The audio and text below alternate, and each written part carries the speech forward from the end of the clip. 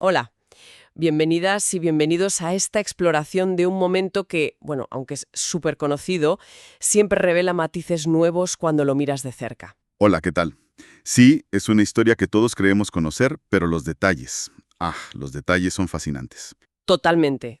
Hoy nos vamos a sumergir en el corazón mismo del enfrentamiento entre David y Goliat. No solo dos versículos, analizaremos unos pocos que son clave, los que narran el clímax de la batalla. Nos centraremos en el primer libro de Samuel, capítulo 17, ¿verdad? Concretamente del 48 al 51. Exacto, versículos 48 a 51. La fuente es puramente este fragmento bíblico. Y nuestra misión, digamos, es desentrañar bien la secuencia de acciones, el impacto de cada detalle que se describe. Y cómo el propio texto nos presenta estos momentos culminantes. Queremos entender qué pasó exactamente y, sobre todo, cómo se nos cuenta. Pues vamos al centro de la acción. El gigante avanza, el joven pastor corre a su encuentro.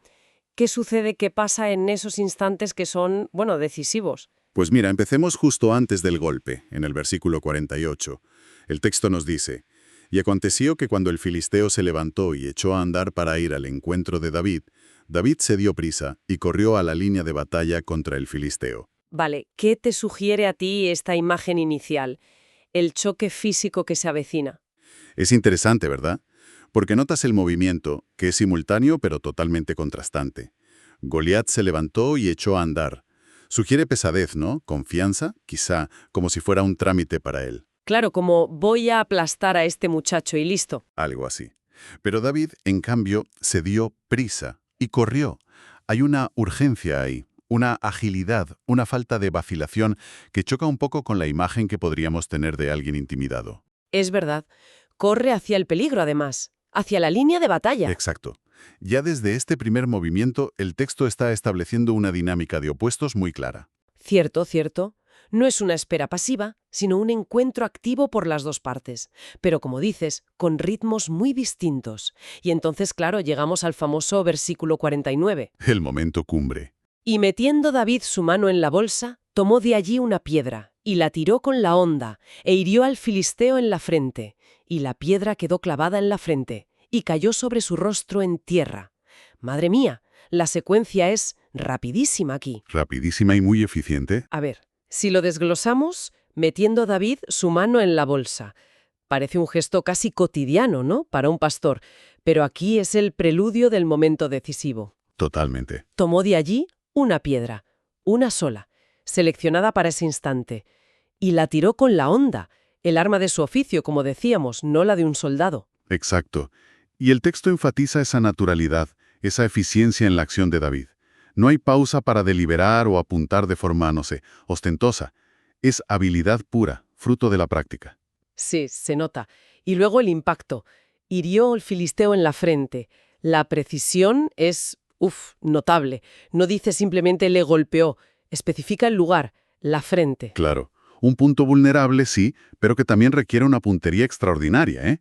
Con una honda y una piedra. Y ese detalle, la piedra quedó clavada en la frente. Esa la palabra, clavada, es muy potente, ¿no crees? Muchísimo. No rebotó. No hizo solo una herida superficial.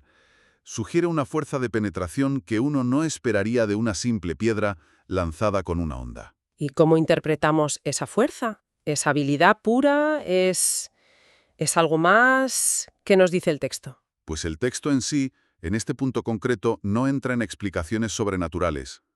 Simplemente describe el efecto. La piedra se incrusta. Vale. Y esto subraya la letalidad del golpe, y quizá, implícitamente, la desproporción entre la causa, una simple piedra, y el efecto, que es penetrar el cráneo de un guerrero gigante y acorazado. Claro. Ya sea por la fuerza del lanzamiento, la precisión milimétrica o una mezcla de todo, el resultado es devastador. La imagen visual es impactante.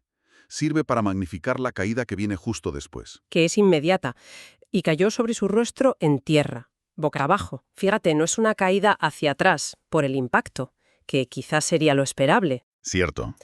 sino un desplome frontal. ¿Tiene algún significado especial esta forma de caer? Pues, tradicionalmente, caer sobre el rostro se interpreta como una señal de derrota total, de sumisión absoluta, incluso de humillación. Vaya, Piensa en el gigante imponente, ahora postrado, boca abajo, ante el joven pastor. es el clímax visual de esa inversión de roles que representa toda la historia. El versículo 49 contiene, en muy pocas palabras, la acción completa. Preparación, disparo, impacto letal y caída fulminante. Es increíble la densidad narrativa que tiene. Y justo después, el versículo 50 parece querer, no sé, como asegurar que hemos entendido bien lo que acaba de pasar. Sí, como una especie de resumen y énfasis. Sí, Dice, así venció David al filisteo con honda y piedra, e hirió al filisteo y lo mató, sin tener David espada en la mano. ajá. Aquí hay una recapitulación clara y una aclaración que me parece crucial. Así venció David, con honda y piedra. Se reitera el medio huminde. Sí, lo subraya. Hirió y lo mató. Confirma la fatalidad del golpe. Y lo más destacado para mí, sin tener David espada en la mano. ¿Por qué es tan importante para el narrador subrayar esto último? Pues yo creo que es fundamental. A ver, la espada era el símbolo por excelencia del guerrero, ¿no? Del poder militar. Goliat mismo llevaba una espada formidable, se describe antes en el capítulo. Sí, sí, Al enfatizar que David vence sin espada, el texto resalta varias cosas. Primero, lo que decíamos, la naturaleza no convencional de la victoria. claro. Segundo, quizás, la inutilidad del armamento tradicional frente a otros factores. Habilidad, precisión, fe, estrategia, lo que sea. Entiendo. Y tercero, refuerza todavía más el contraste entre David y Goliat. El pastor, con sus herramientas sencillas, frente al campeón con toda su panoplia militar. Es como si el texto nos estuviera diciendo, ojo, fíjense bien, la victoria se consumó antes de que interviniera el arma principal de la guerra, la espada. Precisamente, el golpe con la honda y la piedra fue suficiente, derribó y mató. La ausencia de la espada en ese momento de la victoria es un elemento central del mensaje que el relato quiere transmitir, sobre la fuente del verdadero poder o la naturaleza de la intervención divina, bueno, según cómo se interprete. Ya. Pero el texto insiste, la herramienta decisiva fue la menos esperada. Pero la historia no termina exactamente ahí, ¿verdad? Porque el versículo 51 añade una acción posterior de David que también es muy, muy significativa. Efectivamente, Dice, entonces corrió David y se puso sobre el filisteo, y tomando la espada de él y sacándola de su vaina, lo acabó de matar, y le cortó con ella la cabeza. Y cuando los filisteos vieron a su paladín muerto, huyeron. O sea, aquí David sí usa una espada, pero la de Goliat. exacto. Y este versículo es fascinante porque completa la escena y añade más capas de significado. Primero, confirma la muerte de Goliat de forma, bueno, indiscutible. Lo acabó de matar y le cortó con ella la cabeza. Esto era una práctica bastante común en la antigüedad. Sí, para demostrar la victoria, ¿no? Y desmoralizar al enemigo. Justo. Y segundo, el hecho de que David use la propia espada de Goliat, eso es profundamente simbólico. El arma del opresor se convierte en el instrumento de su derrota final y de la confirmación de la victoria de David. Es una imagen potentísima, ¿eh? El arma que representaba la fuerza bruta y la amenaza de Goliat ahora la empuña David para sellar su triunfo. Exacto. Muestra una inversión total. David no solo vence al gigante, sino que se apropia de su símbolo de poder y lo usa en su contra. Y el efecto es inmediato en el ejército filisteo. Claro. Cuando los filisteos vieron a su paladín muerto, huyeron. La derrota de su campeón significaba la derrota de todos ellos. La acción de David, que culmina con la decapitación usando la espada de Goliat, rompe completamente la moral del enemigo.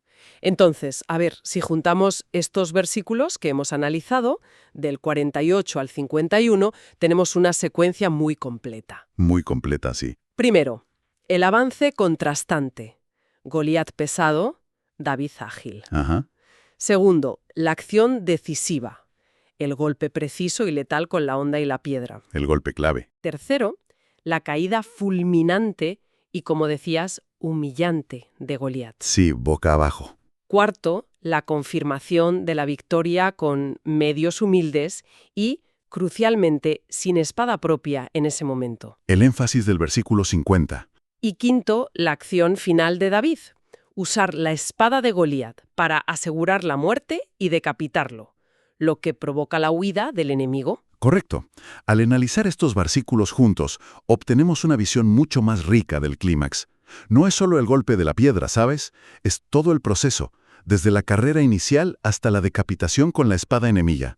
Cada detalle contribuye a construir el mensaje central de la narrativa. ¿Y cuál dirías tú que es ese mensaje central, basándonos estrictamente en cómo estos versículos describen los hechos, claro? Pues el texto parece enfatizar la victoria de lo improbable sobre lo que parecía invencible. Subraya la eficacia de la habilidad precisa, la de la onda, y quizás la audacia, correr hacia el enemigo, usar su propia espada, frente a la fuerza bruta y el armamento convencional. Sí. Y el hecho de que la victoria inicial se logre sin espada, pero se selle usando la espada del vencido, eso añade una capa de ironía y de simbolismo sobre cómo se neutraliza y se apropia del poder del adversario.